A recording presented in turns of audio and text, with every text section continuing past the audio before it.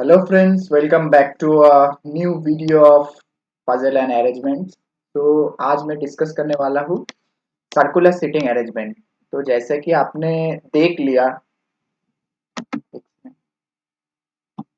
जैसे कि आपने थंबनेल पे देख लिया कि क्या क्या डिस्कस करने वाले हैं कि यूनिडायरेक्शनल बाई डायरेक्शनल मतलब पहले तो टाइप्स देखते हैं, उसके बाद कैसे अप्रोच लगाना है, उसके पीछे सॉल्व कैसे करना है हर क्वेश्चन को, वैसे उस टाइप को फिर धीरे धीरे देखेंगे। और ये इम्पोर्टेंट है। अब एसबीआई मान लो, आईबीपीएस मान लो, कोई भी एग्जाम पे ले लो, ये पीओ लेवल चाहे क्लरिकल लेवल चाहे एसओ लेवल, एसओ का लॉ ऑफिसर हो गया, आईटी ऑफिसर हो गया, कुछ भी हो गया, राज्यसभा हो गया, वहाँ पे आपको प्रिलिमिनरी पे और मेंस पे जो भी है वहाँ आपको देखने को मिल जाएगा सर्कुलर सिटिंग अरेंजमेंट। तो आपको प्रैक्टिस बना के रहना है, क्योंकि प्रीलिम्स में अभी तो क्या है, 20 से 25 नंबर वही से पूछता है।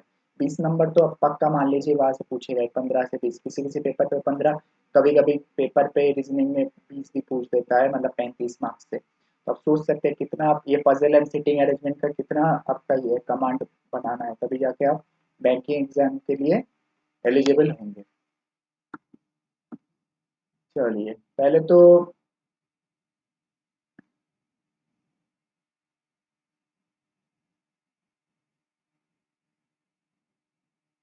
ये देखिए, टाइप्स क्या किस किस टाइप्स का होता है। एक होता है यूनिडायरेक्शनल, मतलब क्या यूनिडायरेक्शनल क्या होता है, आपका जो पर्सन होता है इसमें सारे के सारे या तो इनवर्ट, मतलब ऐसे,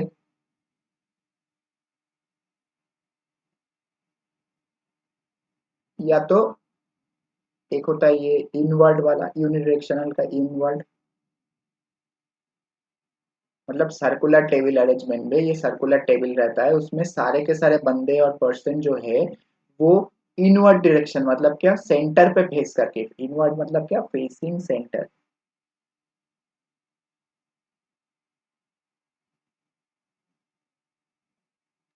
और आपको आउटवर्ड लेना है, मतलब क्या सारे के सारे जो बंदे हैं, जो भी जितने भी बंदे आपको क्वेश्चन में वो बोल देगा, वो सारे के सारे बंदे आउटवर्ड, मतलब एवेज, फेसिंग आउटवर्ड। और एवे, एवे द सेंटर,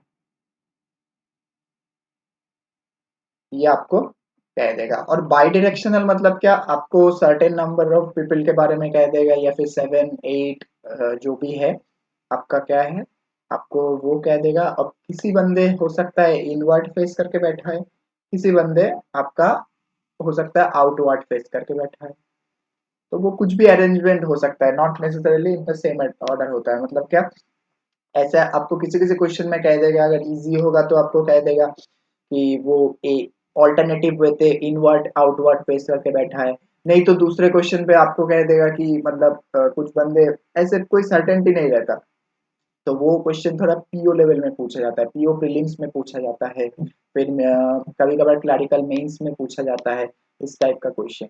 अब क्या इसमें और क्या हो सकता है, क्वेश्चन का टाइप क्या हो सकता है, एक तो हो गया आपका यूनिडायरेक्शनल हो गया, ये इनवर्ड आउटवर्ड, एक बाइडायरेक्शनल। अब इसमें से आपको वेरिएबल पूछा जा सकता है, मतलब आपको ऐसे कि टेबल के वहां पे ए बैठा है, या राम बैठा है, श्याम बैठा है, जो भी बैठा है, जॉन बैठा है, तो वो क्या, वो इस टाइप का पेन यूज करता है, इस टाइप का वो नोटबुक यूज करता है, वो इस ब्रांड का वो कार यूज करता है, ऐसे ऐसे आपको वेरिएबल इंट्रोड्यूस करेगा, वेरिएबल अरेंजमेंट को, वेरिएबल बढ़ा के वो पजल में वो आपको कंफ्यूज करने का, या फिर आपको टाइम वक्त मतलब खराब करने का वो कोशिश करेगा। पर आपको क्या, कंफ्यूज नहीं होना है, और स्टेप बाय स्टेप आपको प्रोसीजर करना है। वो कैसे प्रोसीजर करना है, अब क्या क्या मेथड्स होती है वो हम देख लेंगे। पहले तो एक मेथड हो गया, मैं जो जिस मेथड को फॉलो करता हूँ, जो हो गया अगर इवन नंबर है, मैं ऐसे सर्कल नहीं बनाता, मैं ऐसे बनाता हूँ, क्यों बनाता हूँ मैं वो भी आपको बोलता हूँ, ऐसे लाइन खींच लेता हूँ मैं।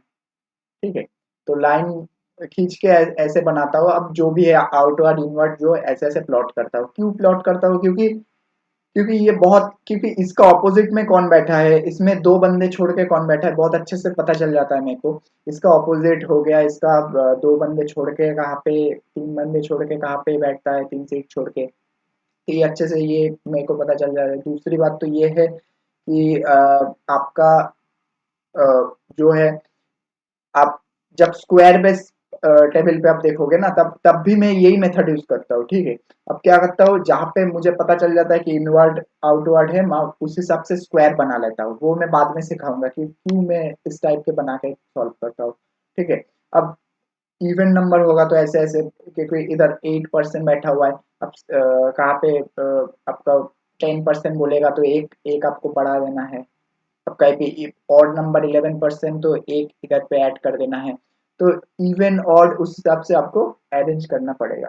ठीक है, और दूसरी बात है थ्रेड मेथड है कि इसको आप जब जो सर्कुलर है इसको आप ओपन कर लोगे तो आपको एक थ्रेड के तरह या रोप के तरह मिल जाएगा। तब क्या, ये इनवर्ड आउटवर्ड ऐसे ऐसे करके दिखेगा आपको।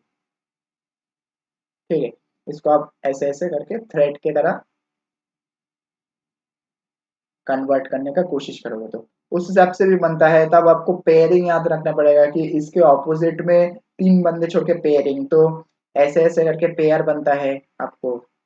तो वो याद रखना पड़ेगा। पर उससे मैं जो फॉलो करता हूँ उससे उससे अच्छा, मतलब जो ये वाला मेथड है, ये वाला डायरेक्ट डायरेक्ट मतलब ये करके, ये मैं ज्यादा प्रेफर करता हूँ। ये जल्दी से हो जाता है मेरे से।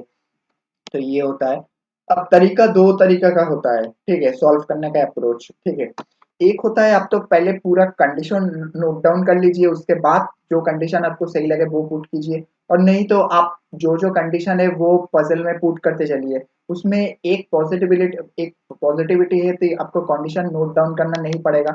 पर एक नेगेटिविटी भी है, अगर वहां पे बहुत सारे, क्योंकि किसी किसी इंफॉर्मेशन में आपको क्या लास्ट में दिया रहता है। ठीक है, कि ये कौन कहाँ फेस कर रहा है ये लास्ट में कहा रहता है, तो उस हिसाब से आपको बहुत पॉसिबिलिटी बन जाएगा, पॉसिबिलिटी बहुत इंक्रीज हो जाएगा। ठीक है, तो ये नेगेटिविटी है।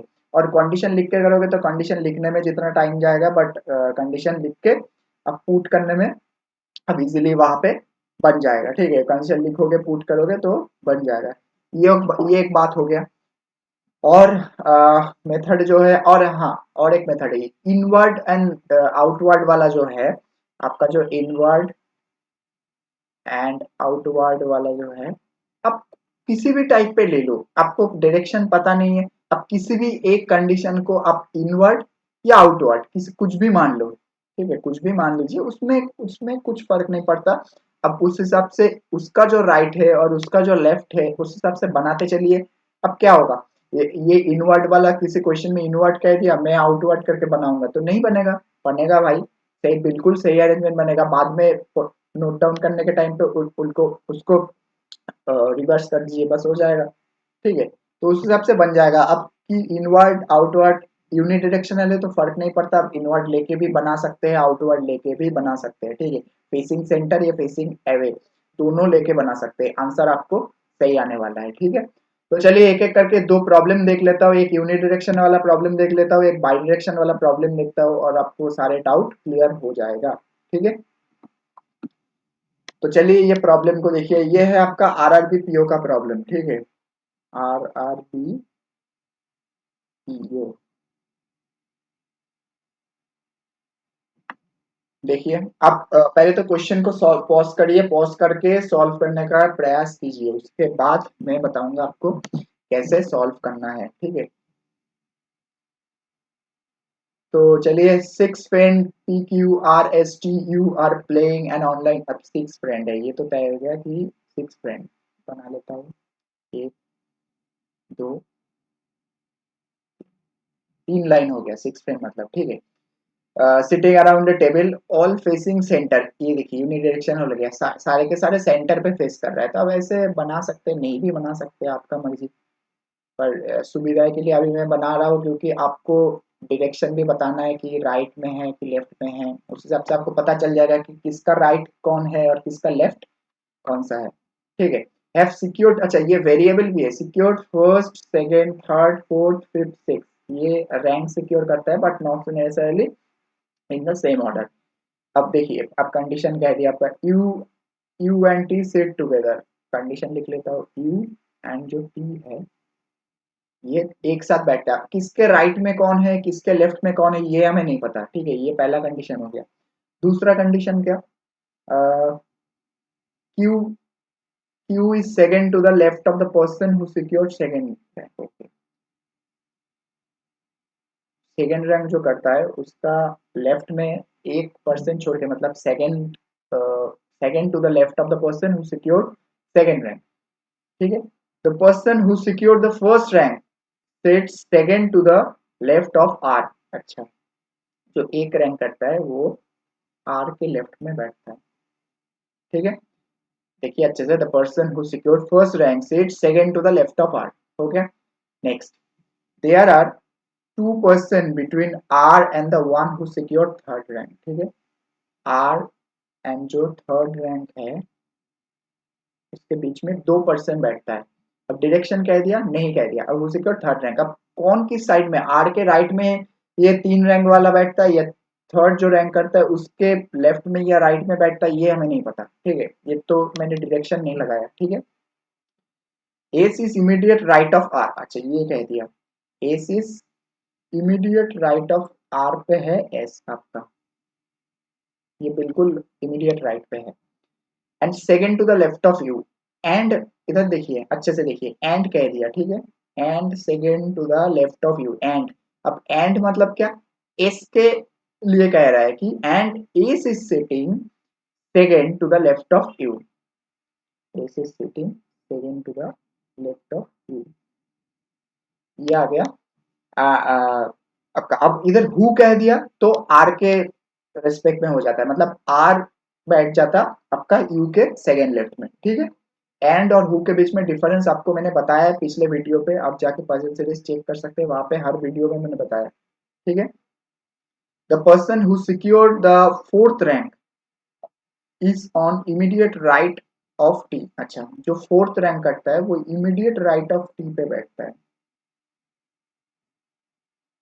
है कि नहीं। The person who secured the fourth rank is on immediate right of T, one who one who secured third rank is neighbour of the person having first, अच्छा जो थर्ड रैंक है, थर्ड रैंक वाला जो person है वो first and fifth rank वाला जो है इन दोनों का नेबर है, हमें किस साइड है हमें नहीं पता, ये उल्टा भी हो सकता है इसलिए मैंने डायरेक्शन नहीं लगाया।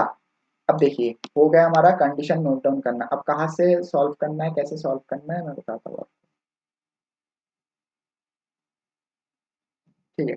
अब देखिए इधर पे सबसे ज्यादा जो मुझे दिख रहा है वो है आर, तो आर लिख लेता हूँ मैं इधर, आर, आर का रैंक हमें नहीं पता, ठीक है, तो आर लिख लिया मैंने। आर के जस्ट एक कंडीशन देखिए, ये आर के जस्ट राइट में कौन है, एस है, तो लिख लेता हूँ एस, ठीक है। और क्या कंडीशन दे रखा है देखिए, ये वाला कंडीशन देखिए,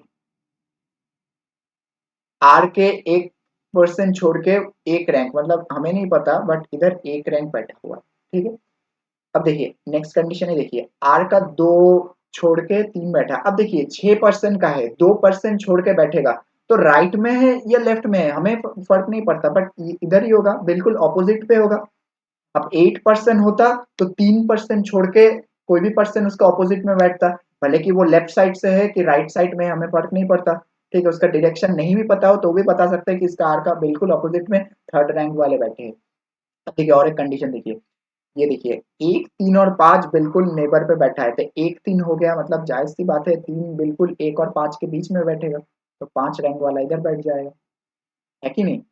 अब देखिए और कुछ कंडीशन बन रहा है, अच्छा क्यों नहीं बन रहा है,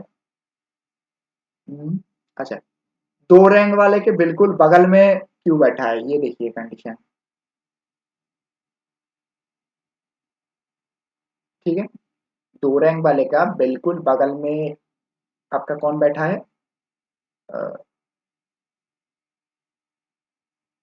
हाँ क्यों बैठा है, तो दो रैंक कहाँ हो सकता है, एक तो इधर हो सकता है और एक इधर हो सकता है, ठीक है। देखिए टी का बिल एक एक उससे पहले एक कंडीशन ले लेता हूँ, टी का बिल्कुल राइट में फोर्थ रैंक वाला बैठा है, तो टी का बिल्कुल राइट में होगा, तो जाहिर सी बात है टी इधर ही होगा ताकि फोर्थ रैंक इधर आ जाए। ठीक है, टी का बिल्कुल फोर्थ इस रैंक पे बैठता है। ठीक है, अब देखिए और दूसरी बात है कि क्यू के लिए एक है यू का बिल्कुल नेबर पे टी बैठा है, मतलब यू आइदर तो इधर होगा और नहीं तो इधर होगा। ठीक है, अगर यू इधर होगा तो देखिए यू के एक साइड छोड़ के एस इधर हो जाएगा। अब यू अगर इधर होगा, मैं बताता हूँ आपको, दो कंडीशन कर देना आपको समझाने के लिए, मैं कंडीशन लिख लेता हूँ। आठ तो इधर था पहले से ही, है कि नहीं? अरे यार,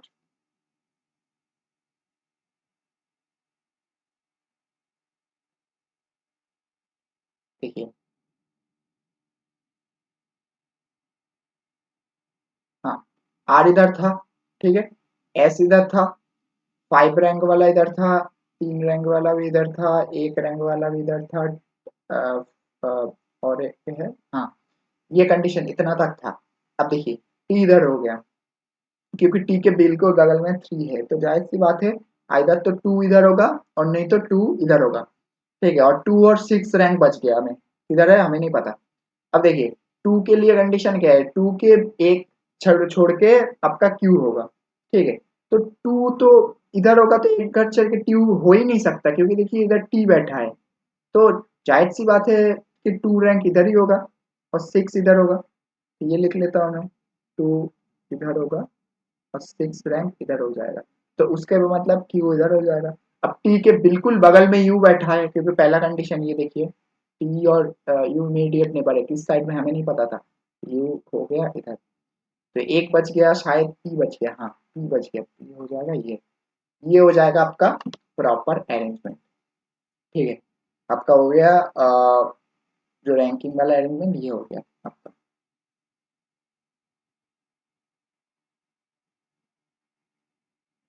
देख लीजिए आपका सही आ रहा है कि नहीं, ये वाला अरेंजमेंट आ रहा है कि नहीं, देख लीजिए, इसके बाद मैं क्वेश्चन सॉल्व करूंगा। ठीक है, आई होप ये वाला हमें नहीं चाहिए।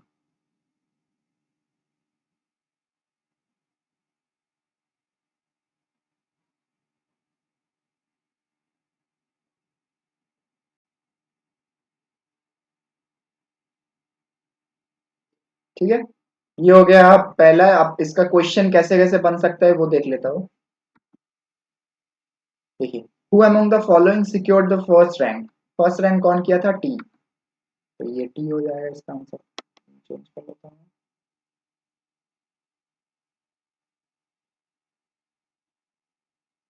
टी हो जाएगा इसका आंसर।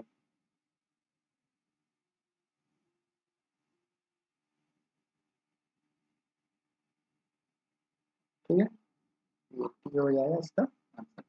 नेक्स्ट क्वेश्चन है आपका, what is the position of S with respect to P. अब देख लीजिए, S with respect to P, मतलब पी का इमीडिएट एक तो हो जाएगा इमीडिएट लेफ्ट पे, और राइट पे होगा तो एक दो तीन चार पांच, फिफ्थ राइट में। अब इमीडिएट लेफ्ट है, हाँ, इमीडिएट लेफ्ट ऑफ पी देख लीजिए, इमीडिएट लेफ्ट ऑफ पी में एस बैठा है, तो ऑप्शन बी हो जाएगा correct answer. Next, four of them are alike in certain a way, hence form a group, which one belong, T R U P। ठीक है, T R U P कौन सा ग्रुप में नहीं है बताइए, T R U P, T R U P। देखिए T U P तीनों के तीनों क्या है, ऑड नंबर पे है, पर R का रैंक जो है वो इवन नंबर पे है, तो R हो जाएगा इसका आंसर। ठीक है, next, who sits second to the right of fourth to the left of P. अच्छा, इस टाइप का क्वेश्चन में क्या आपको पहले लास्ट वाला देखना होता है, मतलब क्या, ये जो आपका है fourth to the left of P, ये पहले देखना है। पहले तो fourth to the left of P कौन बैठा है, आप देखिए, fourth to the left of P, left of P में एक दो तीन चार, ये जो टी है, अब टी को क्या बोला है कि what is the position who sits second to the right of. अच्छा, टी का सेकंड राइट में कौन बैठा है, आर बैठा है। तो जाहिर सी बात है ये आंसर आर हो जाएगा ये भी। ठीक है, फिर नेक्स्ट हो जाएगा क्या, what is the position of one who secure third rank with respect to T. ठीक है, what is the position of one who secure third rank with respect to T. अच्छा, विद रिस्पेक्ट टू टी। अच्छा, T के respect में जो third rank है वो immediate left पे बैठा हुआ है कि नहीं? इमीडिएट लेफ्ट है कहीं? चलिए बी ऑप्शन देख लीजिए, इमीडिएट लेफ्ट है आपका, मार्क कर दीजिए। और बस हो गया, इस टाइप का क्वेश्चन बनता है आपका इस प्रॉब्लम से। ठीक है, तो आई होप आपका डाउट क्लियर हो गया होगा सारे, और नहीं क्लियर होगा तो वीडियो को मैं बहुत आराम से समझाया, आप रिवाइंड करके फिर से देख लीजिए कि कैसे कैसे मैंने सॉल्व किया, कैसे कैसे लगाया, तो उस हिसाब से आप बना लीजिए। ठीक है, नेक्स्ट क्वेश्चन पे चलते हैं, बाई डायरेक्शनल वाला क्वेश्चन पे। ये है आपका आईबीपीएस पीओ का क्वेश्चन। मैंने सारे प्रीवियस ईयर का क्वेश्चन उठाता हूँ, इसके एक ही रीजन है कि मेमोरेबल पेपर में प्रीवियस ईयर क्वेश्चन उठाने का एक ही है कि क्वेश्चन का लेवल या स्टैंडर्ड जो है, ठीक है, आपको पता चल जाए कि इस लेवल का, इस स्टैंडर्ड का क्वेश्चन पूछा जाता है एग्जाम में। ठीक है, उस हिसाब से आप करके आ पाओगे। तो चलिए देखते हैं कि करके कंडीशन नोट डाउन कर लेते हैं, इसका देखते हैं क्या है। A B C D E F G H 8 are 8 friends, such 8 friends, and sitting around a circular table, but not necessarily in the same order. Okay, some of them are facing inside and some of them are facing outside. हमें नहीं पता कितने बंदे inside पे बैठा है, कितने बंदे आउटसाइड पे बैठा है। किसी किसी क्वेश्चन में आपको कह दिया जाएगा कि 4 people are sitting inside, 4 people are sitting, 4 person are facing outside। ठीक है, तो A sits third to the right of H। Okay, A sits third to the right of H। Next condition, there is 2 people sits between H and B। अच्छा, H and B के बीच में 2 person बैठा है, हमें नहीं पता इसका direction क्या है। C sits second to the left of B। अच्छा, C sits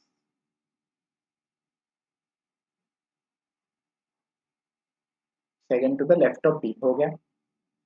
There are 3 people sit between B and E। अच्छा, B and E के बीच में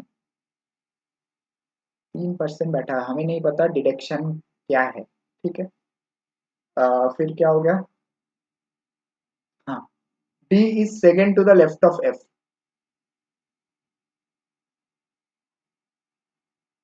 second to the left of F, who is not an immediate neighbour of F. अच्छा, हु, इधर देखिए पिछले problem पे एंड था और इस प्रॉब्लम पे हु है, हु, तो इसका मतलब क्या, हु का मतलब ये है कि एफ के रेस्पेक्ट में बोला है हु, एफ, तो एफ का इमीडिएट नेबर पे ए नहीं होएगा। ठीक है, ऐसे लगा दीजिए आप। Immediate neighbour of H faces same direction S H. अच्छा, एच का जो इमीडिएट नेबर है वो क्या है, वो सेम डायरेक्शन करेगा, एच का जो डायरेक्शन है उसी का सेम डायरेक्शन वो फॉलो करेगा। ठीक है, ऐसे लिख दिया मैंने। एफ सिट्स, इसके बाद क्या, हाँ, F sits third to the left of A. अच्छा, एफ जो है third to the left of A, who faces centre. अच्छा, ए अब कह दिया A faces centre, A centre पे फेस कर रहा है, ये हमें पता चल गया। The immediate neighbour of A face opposite to the direction of A. अच्छा, मतलब क्या, इमीडिएट नेबर ऑफ ए जो है वो क्या है, ये आउटसाइड फेस कर रहा है, आउटसाइड सेंटर फेस कर रहा है। तो ये हमारा question, neighbour of A opposite to the direction of A, हाँ ये नोट डाउन हो गया। अब क्या, आपको प्लॉट करना है बस, आपको आसान हो गया। अब आपको बस, मैं चेंज कर लेता हूँ, आपको अब बस क्या करना है, प्लॉट करना है, करिए आराम से बैठ के।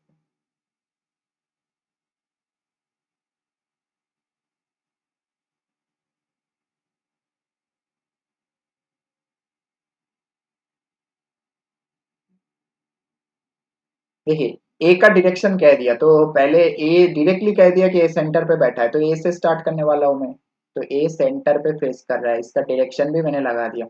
अब देखिए, ए तो सेंटर पे फेस कर रहा है, ये वाला ले लिया हमने। अब देखिए ये पूरा ले लेता हूँ, इसका मतलब ए के दो छोड़ के, मतलब third to the left of A में एफ बैठा हुआ है, पर एफ का डायरेक्शन हमें नहीं पता, तो ये हो गया हमारा लेना।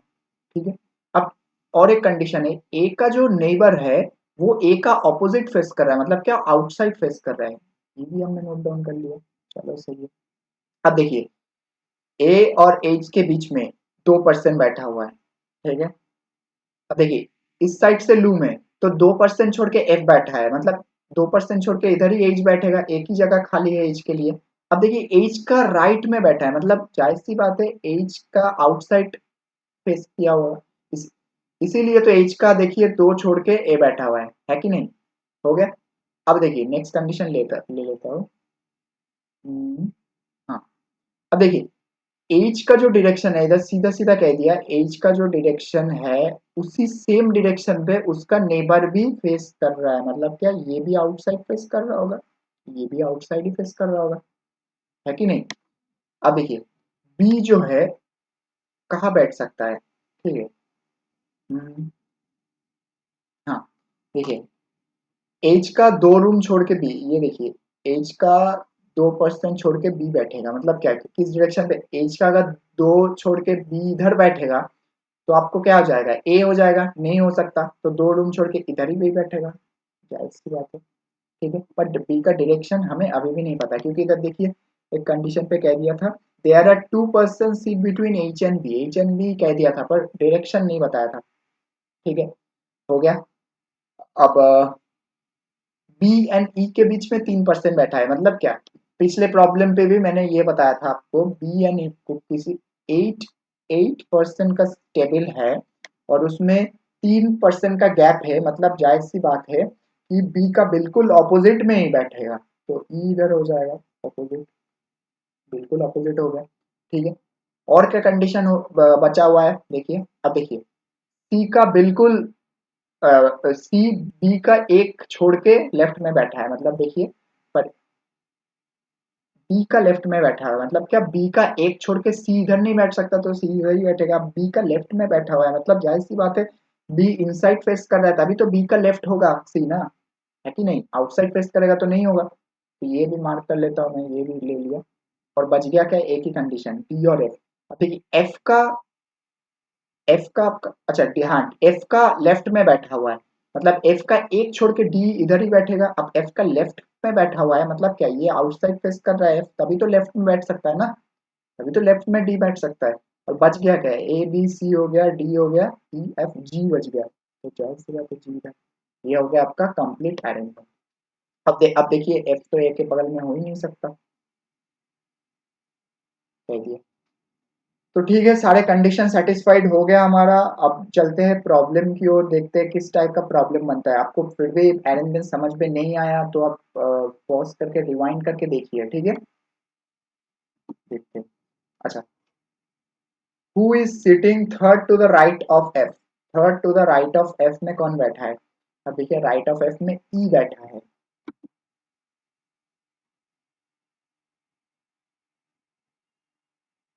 ये ऑप्शन डी हो गया। उसके बाद क्या, नेक्स्ट क्वेश्चन है आपका, who is facing inside, inside पे कौन फेस कर रहा है, मतलब इनसाइड पे आप देखो तो एक तो बी फेस कर रहा है और एक ए, 2% है, ए और बी फेस कर रहा है बस, और सब सारे के सारे आउटसाइड, मतलब कि ऑप्शन सी हो जाएगा। Who sits opposite to H, H का ऑपोजिट में कौन बैठा है, डी बैठा है, देखिए एज का ऑपोजिट में एज ये है, एज का ऑपोजिट में डी बैठ जाएगा, तो ऑप्शन बी हो जाएगा।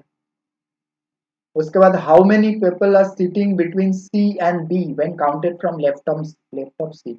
अब सी से बी काउंट करना है हमें, लेफ्ट ऑफ सी में काउंट कर, लेफ्ट ऑफ सी मैंने इस साइड पे, तो 1%, बस एक ही बैठा हुआ है ना, तो हो गया आपका 1%, मार्क कर दीजिए option C. Last question, who among the following pair is sitting exactly between D and C when counted from right of D, right of D पे काउंट करना है, C एंड आपको सॉरी राइट ऑफ डी पे count करना है, सी और D के बीच में 2%, एफ और बी बैठा है, तो एफ और बी मतलब बी है, आपका ऑप्शन डी हो जाएगा।